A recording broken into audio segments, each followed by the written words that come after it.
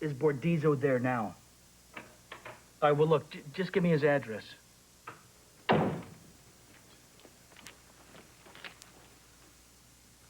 Thank you.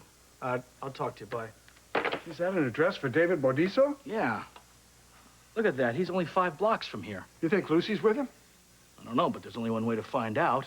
Let's go. What are you reading? Oh, I hope you don't mind. I took some of your books on France and on Paris just to see something, get my memory going, and nothing seems to be working. I mean, I know these names, Montparnasse, the Sorbonne, Notre Dame. I know that. I'm familiar with the names, but nothing is connected to me. I don't feel like this is home. For example, where was my house? Your apartment was right there. Wow, so it was right on the river. Mm-hmm. The view of the Seine from your bedroom window is magnificent. Well, I certainly just wish I remembered. Well, I'm sure it'll all come back soon. I hope. So, that's what I'm going to do. I'm going to sit here and immerse myself in all of this and hope something, even a picture, a postcard, jogs some inkling of my memory. Well, you do whatever you want, Evie.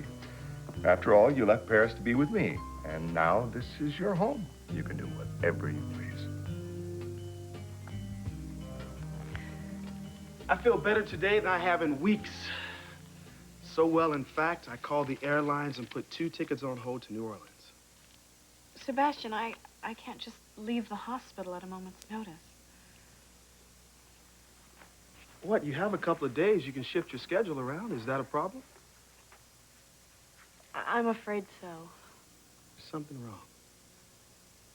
What is it?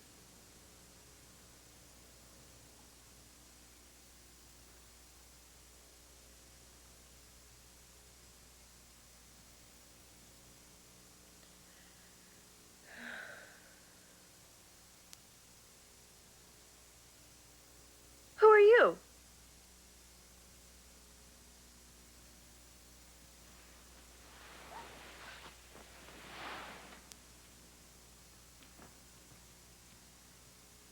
I'm talking to you.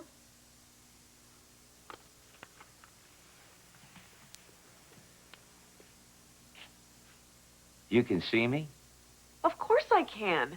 You're standing right... Oh. Oh, wait a minute. Oh. Don't tell me I'm dead again.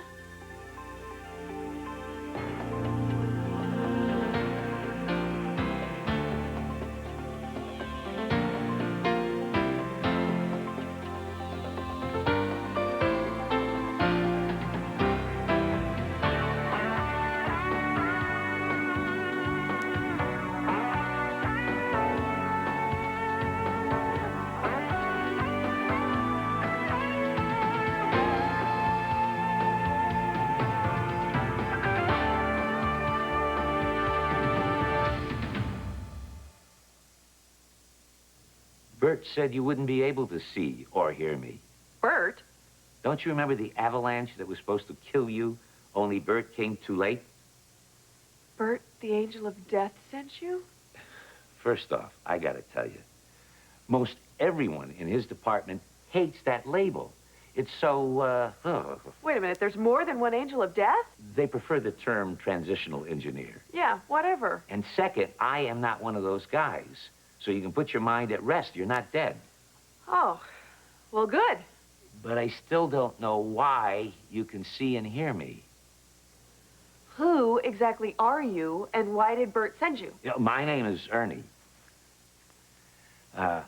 Bert and the gatekeeper believe your transition would never have gotten messed up if you'd had a guardian angel working on your case full time. Yeah, but wait a minute. It's a good thing that it got messed up. See, I lived because it got messed up. Don't ask me. I'm only following orders. The gatekeeper looked at your life, things that happened, things coming up, and thought it would be good if you had someone looking out for you. I didn't question her. This was a real opportunity for me. You've never done this before? You're my first. Hey, I bet you being able to see me has something to do with you coming out of the anesthesia. I should write this down. Great, I've always wanted a guardian angel, and now that I have one, he's a rookie. Don't worry about me. I'm a fast learner. So, how long have you been watching me? Since the gatekeeper allowed you to return. Do you watch me all the time? Yeah. All the time? No, I would never. I am a gentleman, and I always respect the dictates of privacy. Phew, that's a relief. Hey, I wonder if you could help me out. Maybe. I want to know about someone who passed away. Someone very special to me. I can't give you information about anyone, living or dead. That's not the way it works. In fact, like I said, you're not supposed to see or hear me at all. How can you guard me if you can't tell me anything? Did you ever do something wrong and then say, there was a little voice inside me saying I shouldn't do this, but I didn't listen? You're that little voice. Some people call it intuition. Some people call it answered prayer. And other people say it's your guardian angel whispering in your ear. Whatever problems you face, look to your heart. Listen for the voice. You've got some tough times ahead. What do you mean, tough times? What's going to happen? But I'll be here. Boy, some guardian angel you are. Was that speech about tough times supposed to cheer me up? Can't you tell me anything more? Ernie? Eve. Eve?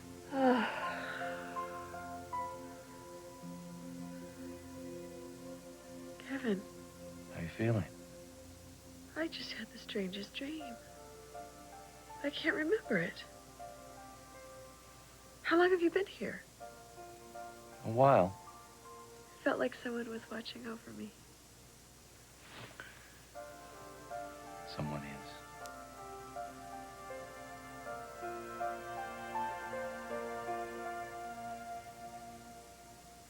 I didn't sleep very well last night. Worried about Lucy? The phone call I got from the hospital last night. The one that came in after we made love. It was Matt. And I'm guessing he wasn't calling for professional reasons. No. You want to go see him? Sebastian, last night was so wonderful. But the truth is, You care about Matt. I made a choice to be with you. But I can't just forget what Matt has meant to me.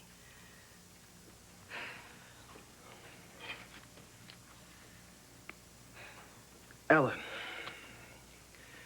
I said that I will be grateful for whatever time that we have.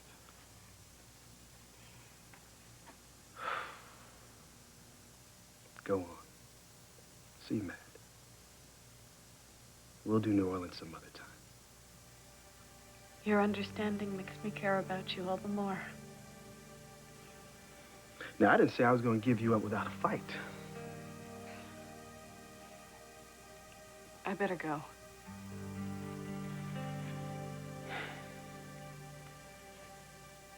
Last night was glorious, wasn't it? That it was.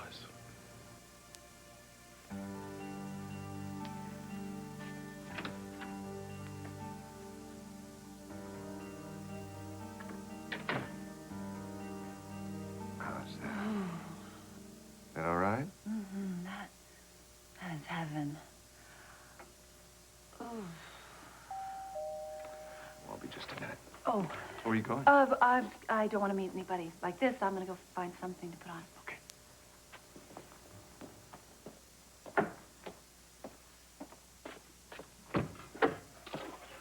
Where is she? Who? Lucy. I've already told you I have no idea where Mrs. Coe is. Well, we know for a fact that a homeless woman dropped off at your office yesterday. In fact, 2 homeless women came to my office. One of them asked if I knew who she was because she had suffered some sort of accident and had found my name on a piece of paper in her pocket. But it wasn't Lucy. In fact, she said her name was Eve. Well, that was Lucy. Ah, it didn't look like Lucy. She was wearing old and dirty clothes and hadn't washed for days. Well, she's got amnesia. And she's been living in the streets. That was Lucy. Yep. Well, I ended up just giving her $100 because I felt sorry for her and sending her on her way. If I'd known it was Lucy, I certainly would have notified the police. Well, that's a good story. But we'd like to look around. Well, I'm afraid not. Max! Problem, Mr. Bordiso? No, I don't think anymore. My friends were just leaving. Good day, gentlemen. Oh, if you need help trying to find Lucy Coe, just let me know. Oh, we will. Lovely apartment.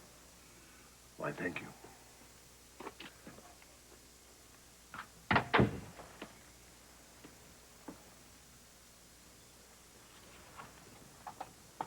Can you believe this guy? No, I don't.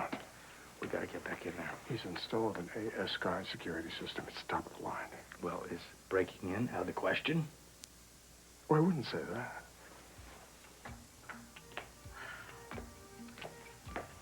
Oh, who's at the door? Messenger. Wrong apartment. You know, I've been thinking about how to help you regain your memory, and I think I have a solution. Really? You Yeah. do what? What is it? We need to take a trip.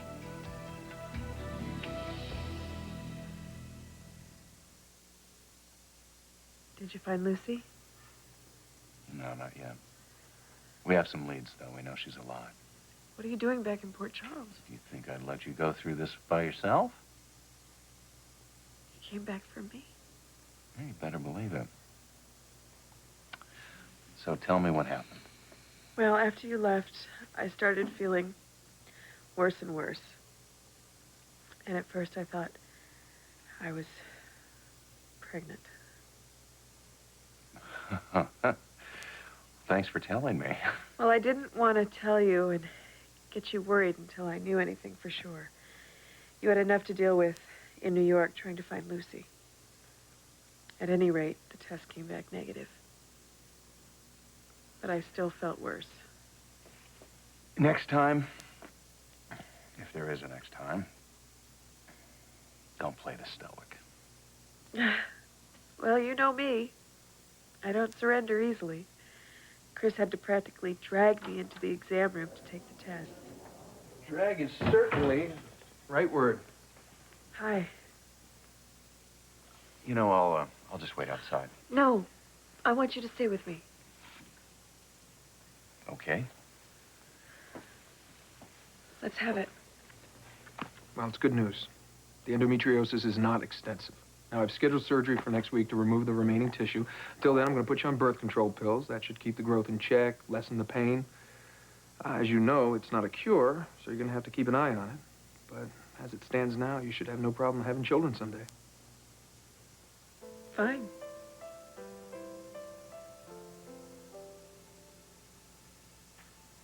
Dr. Phillips to obstetrics. Dr. Robin Phillips to obstetrics. It was good to hear your voice last night. I tried not thinking about you, but I failed miserably. I'm glad. I imagined what I wanted my life to be like in 5 years. And I kept seeing you there beside me. I want you in my life, too. So you say. You also told me that this thing with Sebastian isn't a romantic entanglement.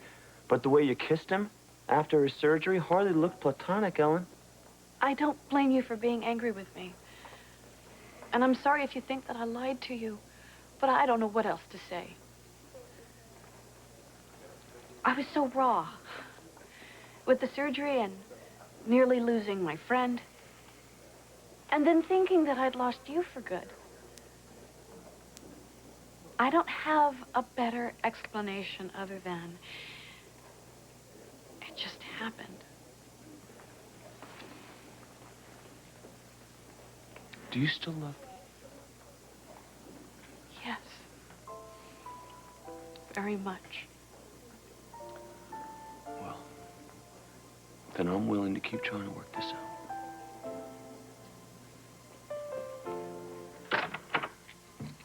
You all set? Yes. I think we have everything we need here to disable David Bordiso's security system. Good, good. What's that? This is our explanation why we're in the building. We're maintenance men. Where did you get those? I stole them off the laundry cart. Well, I think we have everything we need. I even got some fresh film for the camera. I don't see a camera. My watch.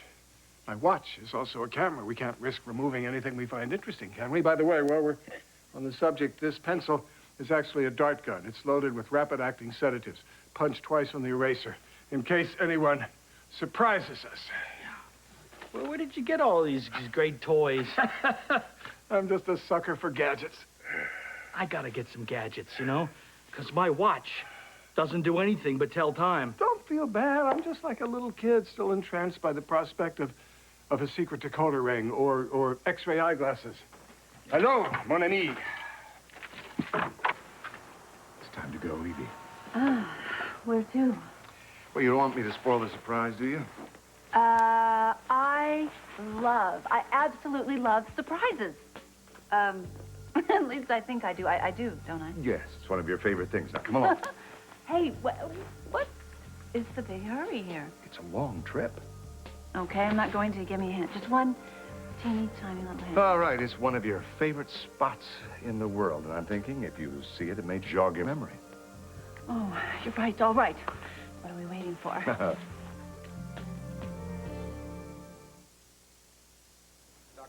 It's time. I've got to get back to the ER. You know, Ellen, there is a flaw in your thinking. What's that? Well, you say all you want is a little more time with Sebastian before he dies, but we don't really know how much longer Sebastian has. His tests show that he only has a few months. 2 at the most. Well, that's a guess. It's backed by solid medical information, but it's still a guess. See, every doctor has at least one patient that defies the odds and expectations. Sebastian is in love with you, Ellen. And there may be some truth to the idea that love can heal a broken heart. I don't think that's going to happen here. But you don't know. He could live another 3 months, 6 months, a year. He could outlive us both. Because any one of us can die at any moment. Have you thought about that? You know, you didn't seem too excited over the results of your laparoscopy. It could be worse. But the still able to have kids part didn't exactly elicit cartwheels now, did it? Well, having children isn't exactly a top priority for me. Top priority now or ever? I just don't see myself as grade A #1 mommy material. Are you kidding? You get along so well with Serena. Oh, yeah. We have a blast when we're together, but that's only for a couple hours at a time. But having a child 24 hours a day, 7 days a week, that's a whole different ballgame. That you're patient, you're kind, you're empathetic. I, for one, think you would make a terrific mother. Look, I know myself pretty well. Not everyone is cut out to be a parent. I mean, let's face it, my mom was a pretty crummy role model. And my past is nothing to brag about. You know, what's going to happen someday when my kid comes up to me and says, "Hey, Mom, what'd you used to do before you were a doctor?"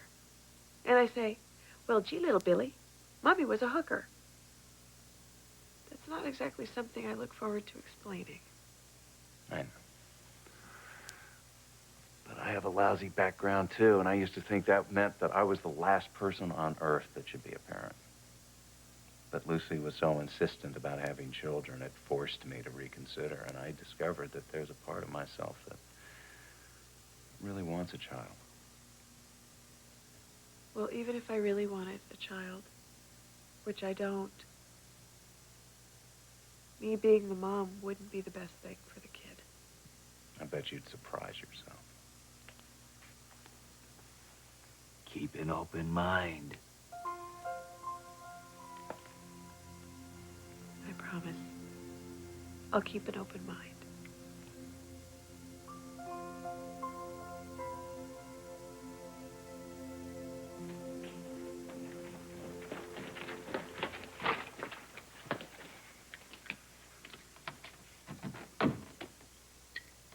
Okay, good.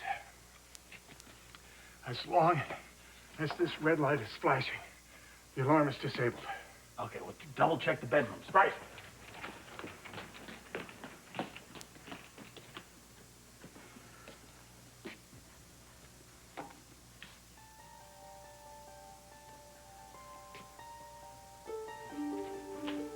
There's nobody here. The place is...